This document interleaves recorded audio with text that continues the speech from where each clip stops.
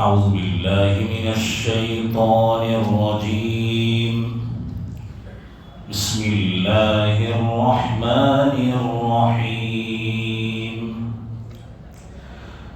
ذلك الكتاب لا ريب فيه. یہ معزز، مکرم اور عظیم رتبے والی کتاب ہے کہ اس میں کوئی شک نہیں ہے. آج اس آیت کریمہ کا دوسرا حصہ ہے جس کی پہلی یہ تفسیر ہے کہ اس کتاب کے اندر کوئی کنفیوژن اور بے چینی کی چیز نہیں ہے، اطمینان ہی اطمینان ہے. اور آپ کو معلوم ہوگا کہ جس چیز میں اطمینان ہوتا ہے اس پر عقل مند لوگ بہت بھروسہ کرتے ہیں کہ بھائی اس میں اطمینان ہے، یہ بھروسے کی چیز ہے. تو معلوم ہوا کہ قرآن کریم کی تعلیمات عقل کے خلاف نہیں ہے، عقل کے موافق ہے. آپ دیکھو کہ اپنے اس ملک میں بھی بڑے بڑے دانشور ہیں، ذی عہدہ اور منصب والے نان مسلم لوگ بھی ہیں، وہ بھی بہت سی مرتبہ آواز بلند کرتے ہیں. وہ کیا کہتے ہیں کہ بھائی دیکھو ملک میں زنا بالجبر، ریپ ہوتے ہیں. تو وہ کہتے ہیں کہ بھائی دیکھو جیسے سعودیہ میں اگر کوئی ریپسٹ پکڑا جاتا ہے تو اس کا سر تن سے جدا کر دیتے ہیں، اس کو فوراً سزا دیتے ہیں، سنسار کرنے کی سزا ہے. بولے یہ اسلام کی اور قرآن کی سزا ہے، اس کو اپنے دیش میں بھی لاگو کرو. تو بتاؤ، میں نے کہا نا کہ قرآن کی تعلیمات اس میں کوئی شک نہیں. کیا مطلب؟ کہ قرآن کی تعلیمات عقل کے خلاف نہیں، عقل کے موافق. تبھی تو ایک غیر مسلم جس کا ایمان نہیں ہے مگر وہ قرآن کو جانتا ہے، مانتا نہیں. اور قاعدہ ہے کہ الحق ما شہیدت به الاعداء، حق وہ ہے جس کی دشمن بھی گواہی دے، جس کی سچائی کی دشمن بھی گواہی دے. دشمن گواہی دے. دشمن کہہ رہا ہے کہ ملک میں چوریاں بہت ہو رہی ہے، اب آن لائن چوریاں ہو رہی، سائبر ہیک، نیٹ کے ذریعے لوگوں کے لاکھوں روپے غائب ہو جاتے ہیں، چوری ہو جاتے ہیں. تو کیا کرو؟ بولے ان کو سزا دو، ان کے ہاتھ کاٹو، ان کے دونوں ہاتھ گٹوں سے کاٹ دو. یہ کون کہہ رہے ہیں؟ نان مسلم کہہ رہے ہیں.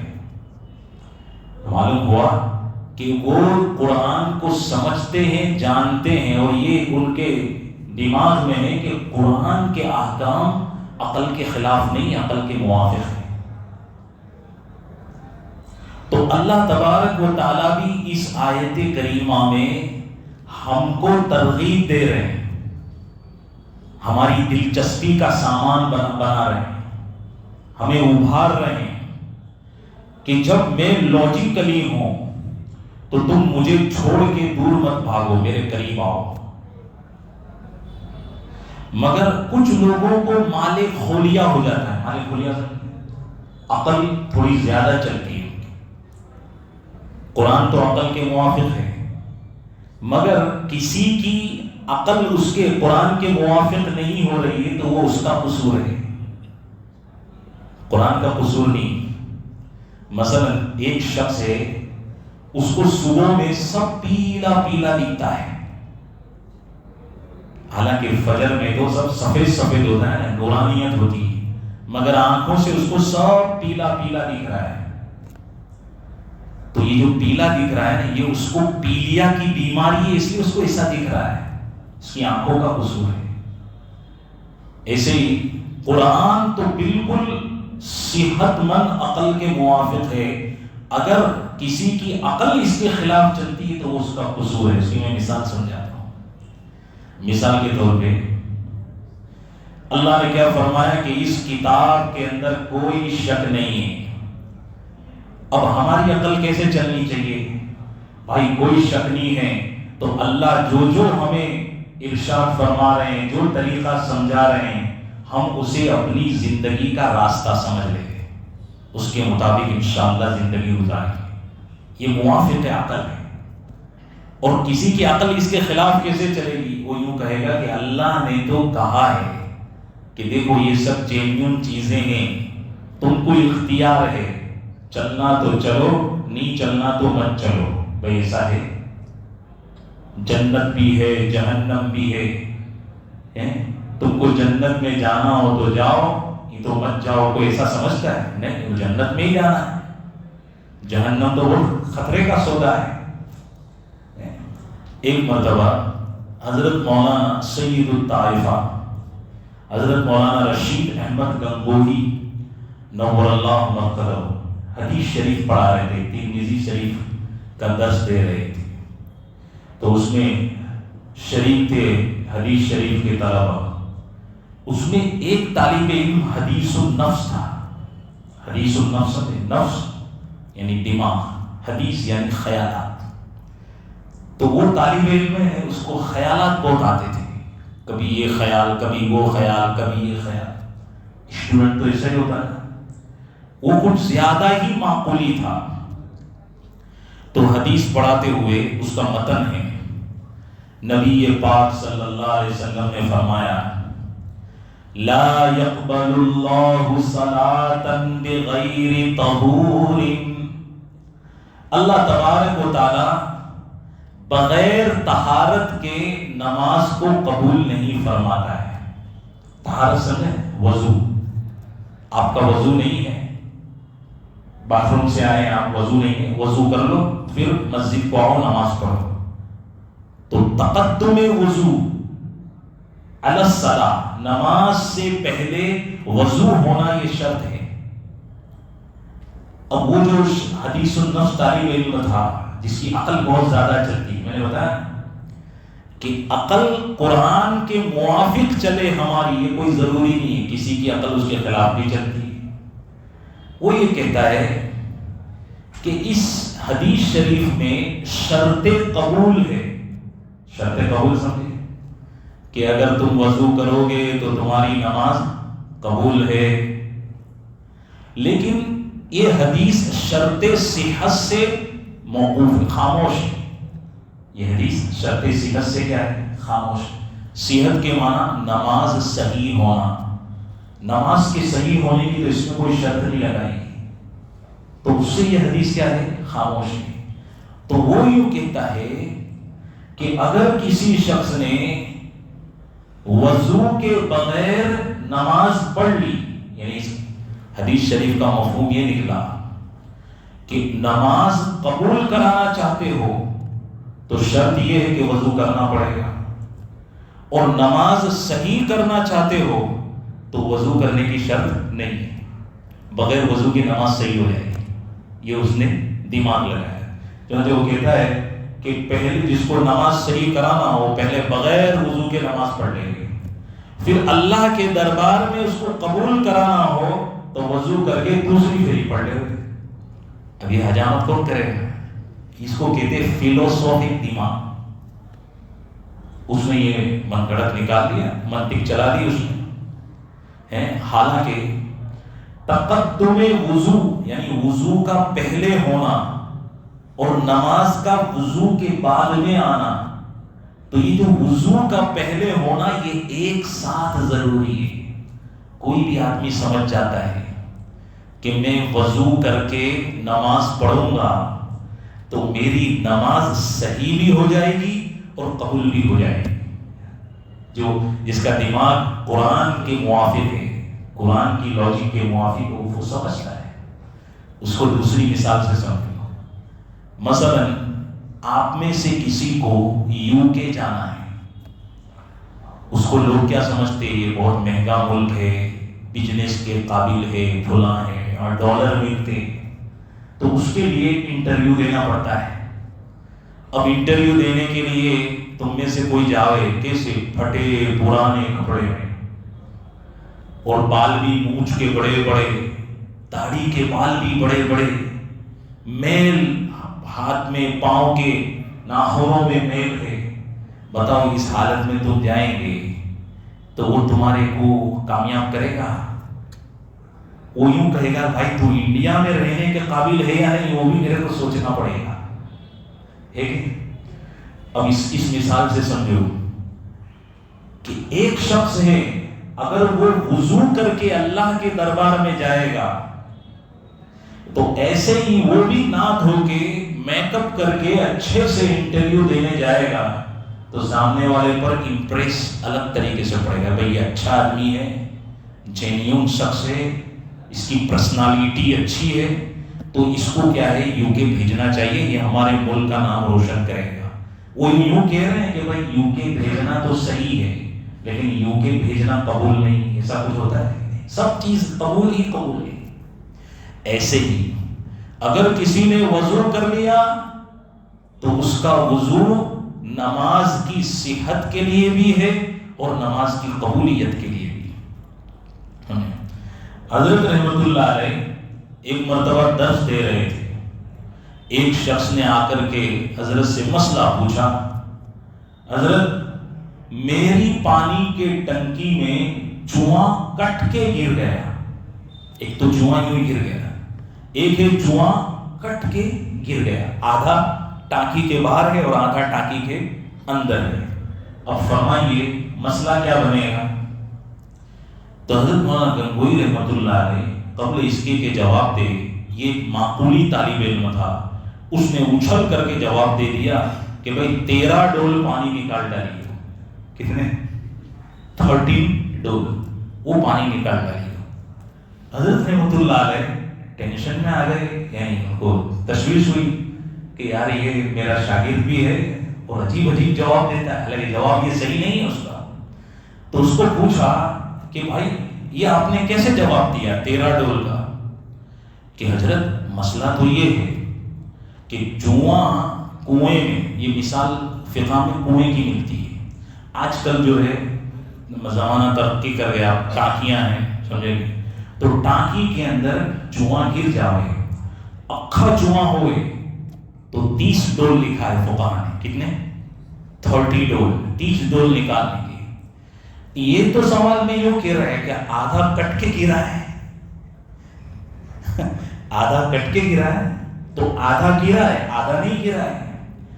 تو میں نے 30 ڈول کا اوسط نکالا تو وہ 20 ڈول ہوا، 25 ڈول ہوا، کتنا ہوا؟ اس نے اوسط نکالا، ایوریج 25 ڈول کی ایوریج نکلی، پر یہ اکھے جوئے کی ہے تو آدھے جوئے کے حساب سے 12.5 ڈول ہوئے، کتنے ہوئے؟ حساب میں کسر آ رہا ہے، کسر سمجھے؟ اپنے یہاں اس کو کہتے کہ بھائی کتنے کی چیز دی، ایپل کتنے کے دیے؟ 5 کلو چاہیے، تو وہ آپ کو کہے گا 330 روپے کے، بھائی راؤنڈ فگر کر دیں 300 روپے میں دے دیں۔ تو یہاں پہ کیا ہے، اس نے کہا میں نے پھر راؤنڈ فگر کرا تو 12.5 کے میں نے 13 ڈول کر دی، اس لیے میں نے اس کو کیا کہا؟ 13 ڈول کہا۔ تو حضرت نے کہا کہ یار بڑا احمق آدمی ہے، وہ یہاں مسئلہ کیا دیکھنا ہے؟ آدھا جواں نہیں دیکھنا ہے، یہاں اب دیکھا جائے گا جواں جو کٹا ہے تو اس کے جسم سے خون وہ ٹانکی کے پانی میں ملوث ہو گیا، مل گیا ہے، تو وہ خون کی طرف دیکھیں گے، اس کے بدن کی طرف نہیں دیکھیں گے، مگر وہ کس کی طرف دیکھ رہا ہے؟ بدن۔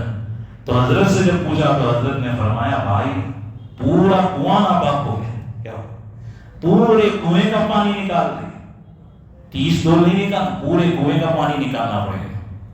تو وہ حضرت کو کہتا ہے، شاگرد ہے، حضرت کو کہتا ہے حضرت آپ نے یہ جو جواب دیا ہے یہ منطق کا ایک قاعدہ ہے، الکل اعظم من الجزء، اس کے خلاف ہے، یہ قاعدے کے کیا ہے؟ خلاف ہے۔ تو حضرت بھی بڑے منطقی تھے اور بڑی الدر القواقب، بہت ساری کتابیں، لامع الدراری، سب کتابیں لکھی حضرت۔ تو حضرت نے کہا کہ ٹھیک ہے مجھے بتاؤ قاعدہ کیا ہے؟ تو کہ دیکھیے کل جو ہوتا ہے نا وہ جز سے بڑا ہوتا ہے، کل کیا ہوتا ہے؟ کل یعنی سب کے سب. مثال کے طور پہ 100 بکرے، کتنے؟ 100 بکرے، اور ادھر ایک بکرا پڑا ہوا ہے. وہ بکرا کیا ہے؟ 100 بکروں کا جز ہے. تو 100 بکرے اس ایک بکرے سے تو بڑی تعداد میں ہے، تو یہ کل ہے. وہ ایک بکرا کیا ہے؟ جز ہے. تو کل جو ہوتا ہے وہ جز سے بڑا ہوتا ہے. یہاں آپ نے پورے کنویں کا پانی نکالنے کا حکم دیا تو آپ نے اس جز کو بھی کیا بنا دیا؟ کل بنا دیا. اب آپ کے نزدیک ایسا ہو گیا کہ کل سے بڑا ہوتا ہے. تو یہ میری عقل کے خلاف ہے، فن منطق کے بھی خلاف ہے.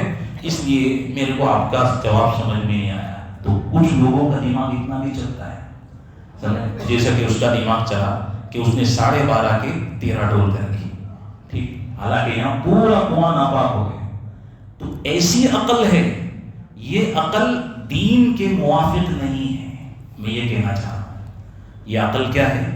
دین کے موافق نہیں ہے. حضرت تھانوی رحمۃ اللہ علیہ انہوں نے بہت پیاری بات لکھی. حضرت کانپور میں درس دیتے تھے.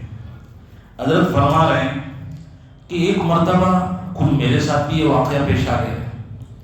جیسے حدیث ہے مجمع الزوائد میں، اس میں نبی پاک صلی اللہ تعالی علیہ وآلہ وسلم ارشاد فرماتے ہیں من انتہا الی غیر ابویہ من لم یرح رائحۃ الجنہ. وہ شخص جس نے اپنی ذات کی نسبت اپنے پیرنٹس کے علاوہ کی طرف کر دی تو وہ جنت کی خوشبو نہیں سونگھ سکے گا. یہ حدیث شریف ہے. اب یہ بیماری ہمارے ہاں اتنی عام ہو گئی ہے، وہ میں آپ کو سمجھاتا ہوں کیسے. مثال کے طور پہ کسی کی اٹک شیخ ہے، کیا ہے؟ شیخ ہے. کسی کی اٹک کاپڑیا ہے، کسی کی اٹک دال چاول ہے. یہ بھی تو ہمارے یہاں اٹک ہے، دال چاول. اب اس نے کیا کرا کہ یار یہ زری والا لوگ ہیں نا، یہ بہت اچھے ہوتے ہیں، ان کے اخلاق بہت اچھے ہوتے ہیں، یہ خدمت گزار ہوتے ہیں، اور یہ صاحب مال ہوتے ہیں، صاحب کمال ہوتے ہیں. تو اس نے اپنی اٹک جو ہے دال چاول سے زری والا کر دی. تو یہ حدیث میں اس کی ممانعت ہے کہ بھائی تم اٹک کو چینج مت کرو. یہ یعنی اٹک چینج کرنے کا کیا مطلب ہے؟ تم نے اپنے ماں باپ کو چینج کر دیا. نعوذ باللہ من ذالک. کیا مطلب ہے کہ تمہاری امی کے یہ ابا نہیں تھے، وہ زری والا میں سے کوئی تمہاری امی کے ابا تھے. استغفر اللہ من کل ذنب. تو یہ جو ہے کہ بھائی تم دال چاول ہو یا تم شیخ ہو، تم اپنے آپ کو زری والا کہتے ہو، یہ غلط ہے. لیکن ہمارے یہاں یہ بہت مشہور ہو گیا ہے. کسی کی شادی ہو گئی کوئی اونچے اچھے خاندان میں، اور اس کا خاندان اتنا اعلیٰ نہیں ہے، وہ خاندیسی ہے فار ایگزامپل، تو وہ اس کی شادی میمن میں ہو گئی تو وہ بھی اپنے ساتھ کیا لگا رہا ہے؟ میمن. بھائی تم خاندیسی ہو، تم اپنے ساتھ خان لگاؤ، میمن مت لگاؤ. اس سے ممانعت آئی. بات سمجھ میں آئی؟ تو اب یہاں پر کیا ہے؟ عقل خلاف. ایک تو یہ ہے کہ لوگ اس طرح خلاف عقل چلاتے ہیں، قرآن کی سمجھ اور قرآن کی لاجک کے خلاف چلتے ہیں لوگ. ایک تو مثال میں نہیں، یہ بہت برا مرض ہے کہ اپنے آپ کو اور اپنی سرنیم کو چینج کر دینا. یہ جائز نہیں، یہ حرام ہے. ایک بات، تم جو ہو، دیکھو عزت کون دیتا ہے؟ اللہ دیتا ہے. آپ جس کمیونٹی کی طرف یا جس فیملی کی طرف اپنے کو منسوب کر رہے ہو، وہ بھی کسی زمانے میں بہت کمزور تھے. انہوں نے محنتیں کی، ہنر سیکھا اور اپنے آپ کو اس قابل بنایا کہ اپنی فیملی کا نام روشن کر دیا. تم کو بیٹھی پکائی روٹی چاہیے کہ میں بھی زری والا بن جاؤں. تم خود جو ایک خاندیسی سے اچھے بن جاؤ، اس میں محنت کر کے ٹاپ کیٹیگری کے خاندیسی بنو. یہ اصل ہے. تو یہ اس کو حرام کہا. من انتہا الی غیر ابویہ. آگے کا فرمان من لم یرح ریح الجنہ، کہ وہ جنت کی خوشبو نہیں سن سکے گا. ایک منطقی آیا، معقولی. اس نے کہا کہ حضرت اس میں یوں اللہ کے نبی فرماتے ہیں کہ مثلا جو دال چاول والا ہے وہ زری والا ہو گیا تو وہ کل قیامت کے دن جنت کی خوشبو نہیں سن سکے گا. اس سے یہ تو نہیں سمجھ میں آتا ہے کہ وہ جنت میں بھی نہیں جائے گا. وہ کیا کہہ رہا ہے؟ اس سے یہ تو نہیں سمجھ میں آ رہا ہے کہ وہ جنت میں بھی نہیں جائے گا. یہ بھی پوسیبل ہے کہ وہ جنت میں چلا جاوے اور جنت کی خوشبو نہ سن سکے. اب تمہارے کو یہ بات سمجھ میں آ رہی ہے؟ اس کو آ رہی ہے. وہ کیا کہہ رہے ہیں؟ جنت میں چلا جاوے، کیونکہ اللہ کے نبی یہ فرما رہے ہیں کہ جنت کی خوشبو نہیں سن سکے گا. تو جنت میں چلا جائے گا مگر جنت کی خوشبو نہیں سنگے گا. آپ بتاؤ، نلی نہاری کی ہوٹل پہ آپ گئے، ایک دم مرچے اور خوشبو سے کیا ہے ترکاری بنائی ہوئی، آپ اس کی خوشبو سے محروم رہتے ہیں؟ فرسٹ کلاس خوشبو آ رہی، تندوری روٹی کی خوشبو آ رہی، ہم تو وہاں جاتے تو خوشبو سے محروم ہے. یہ کہہ رہا ہے خوشبو نہیں آئے گی مگر وہ وہاں چلا جائے گا. اس کو پوچھا کیسے؟ ہو سکتا ہے اس کو ناک میں زکام ہو جائے. کیا کہہ رہا ہے؟ ممکن ہے اس کو ناک میں زکام ہو جائے. بتاؤ، جنت تو بیماریوں سے چھٹکارے کی جگہ ہے، تندرستی کی جگہ ہے، مگر وہ یہ کہہ رہا ہے کہ وہاں اس کو زکام ہو جائے. تو یہ کیا ہے؟ عقلی گھوڑے. یہ کیا ہے؟ عقلی گھوڑے. یہ جو چیز ہے یہ سننے میں اچھی لگ رہی ہے مگر یہ انسان کی عقل ہے جو قرآن کے لاجک کے خلاف ہے. قرآن کے لاجک کے خلاف ہے. ظاہر سی بات ہے جو جنت کی خوشبو نہیں سن سکا وہ جنت میں بھی داخل نہیں ہوا. وہ جنت میں بھی داخل. تو اللہ ہمیں اس میں ہدایت عطا فرمائے کہ اپنی سرنیم چینج مت کرو، یہ قرآن کی تعلیمات کے خلاف ہے. ایک بات اور سنو، حضرت امام محمد رحمۃ اللہ نے فقہ حنفی کے ایک فقہ حنفی کا بڑا ستون ہے حضرت امام محمد رحمۃ اللہ نے. کسی نے حضرت امام محمد سے پوچھا حضرت آپ نے کتنی کتاب لکھی؟ بولے 999. آج کل چیزوں کے بھاؤ کیا ہے؟ 999 روپیز. انہوں نے اس کی جگہ کتابیں لکھی کتنی؟ 999. اتنی سب کتاب لکھی انہوں نے، 1000 میں ایک کام. تو اب لوگ سوال تو کرا کرتے ہیں، تو اس نے سوال کیا حضرت آپ نے ایک کتاب بھی خانقاہ والی نہیں لکھی، ایک کتاب بھی آپ نے اللہ اللہ کرانے والی نہیں لکھی، ایک کتاب بھی آپ نے وظیفے والی نہیں لکھی. تو حضرت نے کہا کیا بات کرتے ہو؟ ایک کتاب نکالی اور اس کو ہاتھ میں دے دی، ایک میں نے لکھی. وہ کتاب میں کیا لکھا ہوا تھا؟ اس میں حلال اور حرام کے مسائل لکھے ہوئے. تو اس نے کہا کہ حضرت یہ کیا ہے؟ تو حلال حرام کے مسائل ہیں. دیکھو آج ہمارے یہاں بھی یہ پرمپرا ہے کہ بھائی تم نے تصوف کی کتاب نہیں لکھی. ہمارے یہاں کیا ہے؟ شریعت میں مسئلہ ہے کہ ایک شخص BMW میں بیٹھ کے آوے، بالکل اس کا لباس اتنا چمکتا دمکتا ہو، ہائی کوالٹی کا اس نے عطر لگایا ہو، شاندار، اور وہ آ کے کہتا ہے بھائی کچھ زکات کے پیسے کام لگا دیں. اب بتاؤ آپ لگاؤ گے؟ کوئی نہیں لگائے گا. کیوں؟ بھائی میرے پاس بھی BMW نہیں ہے، تو BMW میں آ رہا ہے. یہ عطر تو مجھے بھی کبھی نصیب نہیں ہوا. اور زکات نکالنے والا کہہ رہا ہے کہ یہ عطر تو میرے کو بھی نصیب نہیں ہے، یہ تیرے پاس بھی ہے اور تو مستحق کے زکات ہے. وہ کہے گا مفتی صاحب کو پوچھ لو. اب مسئلہ سمجھو، تمہارے پاس یہ دیکھو اتنا بڑا بنگلہ ہے لیکن وہ واپراس میں. کس میں؟ تم واپر رہ لیں. وہ جو کار ہے جس کا میں نے نام لیا وہ بھی کس میں ہے؟ واپراس میں. اس کا جو عطر ہے وہ بھی کس میں ہے؟ واپراس میں ہے. اور وہ کہتے ہیں میرے پاس کوئی کیش سیونگ کچھ جمع نہیں ہے، نہ رہتا ہے کبھی، میرے 12 بچے سب خرچ ہو جاتا ہے. تو میں تو کیا ہے زکات کا حقدار ہوں. اب آ گئی لاؤ 5000 روپے لے لو. نہیں سمجھنا ہے؟ تو وہ تو کیا ہے مستحق کے زکات ہے. تو لیکن ہم نہیں دیتے. ہم کس کو زکات میں دیتے ہیں؟ بات رہے ایک دم پھٹے پرانے کپڑے میں آئے، برابر اس کا ناک کا گنگا بھی باہر لٹک رہے گا، اس کی ٹوپی بھی کالی ہوئے، ایک دم مریل کھڑے لا ہوئے تو ہم کہتے ہیں ہاں اس کو زکوٰۃ دینی چاہیے. حالانکہ ممبئی میں نیوز آیا کہ اسے بھیکاریوں کو مسلمانوں نے ووٹ دیا. بعد میں پتا چلا کہ وہ جب مرا تو اس کے ممبئی کے اندر ہائی مرسیڈیز فلیٹ 70 ایسی فلیٹ تھے اس کے، اور اس کا وارثدار کوئی نہیں تھا. یہ بھیکاری جس کو ہم دے رہے تھے. اچھا میں بھی عید کے دن اور بہت سی جگہ بہت سے صاحب مال کو دیتا ہوں، دے دے کرتے.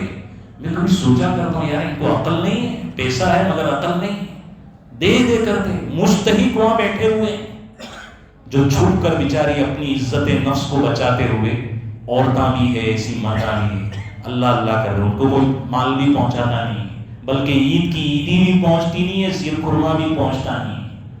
بتاؤ اس کے ذمہ. اب یہ بات تمہارے کان کون کھول لے گا؟ میں کھول لے گا یہاں بیٹھے بیٹھے.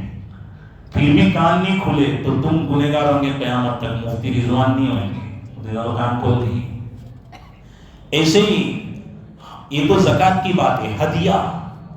ہدیہ کوئی عالم دین کو دینا ہے تو اس کو بھی ہم دیکھتے. کپڑے کیسے کہ بھائی بیچارہ لولا لنگڑا چلتا ہے، اس کے کپڑوں کے بھی ٹھکانے نہیں ہیں، گندے کپڑے، چپل کے بھی ٹھکانے نہیں ہیں. چلو یہ برابر ہے، تو اس کو کیا ہے ذرا زیادہ ہدیہ دینے. اچھا کوئی اچھے زرخ برخ کپڑے میں آیا، اچھی پریس والے، یہ مالدار ہے، یہ کیا ہے، تو اس کو ہدیہ 500 روپے دے کے روانہ کر دیں. یہ ہدیہ دل کی خوشی اور انسان کی رسپیکٹ کے لیے ہوتا ہے. اس کے لیے اس کا مال جائیداد یہ سب نہیں دیکھی جاتی، غریب مالدار نہیں دیکھا ہے. یہ ہماری عقل ہے جو میں نے تم کو بتائی، یہ قرآن کی عقل کے خلاف ہے، قرآن کے لاجک کے خلاف. خیر، حضرت امام محمد رحمۃ اللہ علیہ نے اس کو وہ کتاب دی، اس میں حلال حرام سب لکھا. تو اس نے کہا کہ حضرت اس میں تو سب مسائل ہیں. تو فرمایا ہاں اس میں حلال کے مسائل ہیں اور حرام کے بھی مسائل ہے. تو حلال کو استعمال کرے گا تو تیرے دل میں نور پیدا ہوگا. کیا پیدا ہوگا؟ نور. پھر اس نور کے ذریعے تجھے اعمال کی توفیق ملے گی. اعمال میں کیا ہے؟ فرائض کو ادا کرے گا، قرآن کی تلاوت کرے گا، نوافل کو ادا کرے گا. ٹھیک ہے. پھر اس کے بعد تجھے اللہ کا قرب نصیب ہوئے گا. تو پہلے نور آیا، پھر اعمال آئے، پھر اللہ کا قرب، تو اللہ کے قریب ہو جائے گا. یہی تو خانقاہ ہے. اللہ کے قریب ہونے کا نام کیا ہے؟ خانقاہ ہے. اللہ کسی کو منٹوں میں قریب کر دیتے ہیں. تو بھائی یہ سب سے بڑی تصوف کی کتاب ہے. عقل سے سوچنے کا انداز بدل دو. تو دوستو میں یہ کہہ رہا تھا کہ ہماری عقل قرآن کی عقل کے موافق ہونی چاہیے، قرآن کے لاجک کے موافق ہونی چاہیے. آخری بات ہے، تمہارا نیند آ رہی ہے، اور آخری بات یہ ہے، حضرت حاتب بن ابی بلتعہ رضی اللہ تعالیٰ، بہت قیمتی باتیں کہیں سننے کو ملے گی نہیں آپ کو، میں چیلنج دیتا ہوں، کہیں نہیں ملے گی. حضرت حاتب بن ابی بلتعہ رضی اللہ تعالیٰ، انہوں نے فتح مکہ کے لیے جو لشکر جا رہا تھا نبی پاک صلی اللہ علیہ وسلم کا، اس کی خبر کفار مکہ کو دے دی. اپنے یہاں صورت میں اس کو کہتے باطمی دینا. کیا مانس باطمی آپے چھے، انہوں خبر دے دی. اور ایک مسئلہ پورا پروسیجر ہو گیا. جب وہ آئے دربار رسالت میں تو رسول اللہ صلی اللہ علیہ وسلم نے حضرت عمر کو بتایا، دیکھو یہ وہ صحابی ہے جنہوں نے باطمی دی. حضرت عمر بہت جلالی تھے. حضرت عمر نے کہا کہ حضرت ذرا اس کو میرے سامنے لاؤ، تلوار سے اس کا سر تن سے جدا کر دیتا ہوں. اس شخص کو جینے کا کوئی حق ہی نہیں ہے ہمارے ساتھ. تو نبی پاک صلی اللہ علیہ وسلم نے بہت پیاری بات فرمائی. دیکھو یہ بات ایسی عقل والی ہے جو دین کے موافق ہے. ایسی عقل ہمارے اندر بھی اللہ آپ کو نصیب فرمائے. کیا فرمایا سرور دو جہاں صلی اللہ علیہ وسلم نے؟ عمر یہ غزوہ بدر میں شریک ہونے والے صحابی ہیں. کیسے صحابی؟ اسلام کی سب سے پہلی لڑائی، اس میں انہوں نے شرکت کی ہے. ان کی ایک غلطی کی وجہ سے ان کا اتنا اچھا بیک گراؤنڈ ہے، اس کے اوپر پاؤں نہیں مارنا چاہیے، ان کو معاف کر دینا چاہیے. تو ہمارے ساتھ بھی ہمارے بہت سے رشتہ دار ایسے ہوتے ہیں جو ہمارے ساتھ بچپن سے ہمدردی، نصرت، سخاوت، خیر کا معاملہ کرتے آتے ہیں، پھر اچانک ان کے حالات خراب ہو جاتے ہیں، وہ پیچھے ہٹ جاتے ہیں، تو ہم ان کو کیا ہے ایک جھٹکے میں اگنور کر دیتے ہیں، ایک جھٹکے میں نظر ہٹا لیتے ہیں. یہ بد اخلاقی ہے. ہمارا کوئی دوست ہے جو ہمیشہ ہم سے الفت رہا، محبت کرتے رہا، پیار کا معاملہ کرتے رہا، مگر کبھی اس سے کیا ہو جاتی ہے، کوتاہی ہو جاتی ہے یا بدظنی ہو گئی، اس نے نفرت مول، تو یہ نہیں ہے کہ بھائی تم اس کو بخشنا بھی بند کر دو، اس کے ساتھ بھی اخلاق کا معاملہ ہونا چاہیے. یہ قرآن کا لاجک ہے، مگر ہمارے یہاں یہ چیز سمجھ نہیں ہے. ہمارے یہاں دیکھو، زندگی بھر اچھا کرو، ایک بار 5 منٹ کے لیے کچھ برا ہو گیا تو زندگی کی محنت پہ پتھاری پھرا دیتے ہیں. یہ ہماری بد اخلاقی ہے. اللہ تبارک و تعالی ہمیں اس پہ عمل کی توفیق عطا فرمائے. دعا فرمائے. اللہم صلی علی محمد وعلی آل محمد وبارک وسلم. الہ العالمین، اے اللہ ہمارے گناہوں کو معاف فرما دے. رب کریم رحم کا، کرم کا معاملہ فرما. اے اللہ ہمارے نماز روزوں کو قبول فرما. اے اللہ یہ رمضان کا مبارک مہینہ ہے. اے اللہ نبی پاک صلی اللہ علیہ وسلم آڑے دنوں میں بھی اتنی عبادت کرتے تھے کہ پیروں پہ ورم چڑھ جاتا تھا. اے اللہ رمضان میں کتنی عبادت کرتے ہوں گے. اے اللہ ہم تو کچھ بھی نہیں کر رہے. رب کریم جو ہم کر رہے ہیں تو اسے شرف قبول عطا فرما. اے اللہ نبی پاک صلی اللہ علیہ وسلم رمضان کے مبارک مہینے میں سخاوت بہت کیا کرتے تھے، پیسہ خرچ کرتے تھے، ہاتھ دونوں کھول دیا کرتے تھے، خزانے لٹا دیتے تھے. اے اللہ ہمیں کم سے کم اپنی زکاتیں پوری ادا کرنے کی توفیق عطا فرما. اے اللہ ہمیں صدقات نکالنے کی توفیق عطا فرما. اے اللہ ہمیں للہ نکالنے کی توفیق عطا فرما. اے اللہ مال کی محبت اے اللہ ہماری دین کی ہلاکت کا ذریعہ نہ بنے. اے اللہ ایسا مال ہمیں عطا فرما. رب کریم نبی پاک صلی اللہ علیہ وسلم رمضان المبارک میں بہت توبہ کرا کرتے تھے، بہت گناہوں کی بخشش مانگا کرتے تھے. آج بھی وہی رمضان ہے مگر بخشش مانگنے والا کوئی نہیں ہے. اے اللہ ہم بخشش مانگ رہے ہیں. اے اللہ ہم جڑ گئے تیرے قرآن کی نسبت پہ. رب کریم ہم سب کو معاف فرما دے، ہمارے صغائر معاف فرما دے، ہمارے کبائر معاف فرما دے. اللہ کمزور ہیں، ہماری کمزوریوں کو دور فرما. اے اللہ ہم مالی پریشان حال ہے، ہماری مالی پریشانیوں کو دور فرما. اے اللہ ہم میں جیسی کمزوری ہے اے اللہ ویسی تو طاقت عطا فرما. اے اللہ ہماری دلوں میں جو امراض ہے، حسد ہے، اے اللہ ایگو ہے، تکبر ہے، اے اللہ ہر طرح کے گناہ سے اور ہر طرح کی باطنی بیماریوں سے ہمارے دلوں کو پاک صاف فرما. رب کریم ہر ایک سے محبت اور اخلاق سے پیش آنے کی توفیق عطا فرما. اے اللہ نفرت سے ہماری حفاظت فرما. مختصر سی زندگی پیار اور محبت سے گزرنے کی توفیق عطا فرما. ہماری اس دعا کو نبی پاک صلی اللہ علیہ وسلم کے طفیل میں قبول فرما. وصلی اللہ علی النبی الکریم محمد و آلہ و صحبہ اجمعین برحمتک یا ارحم الراحمین.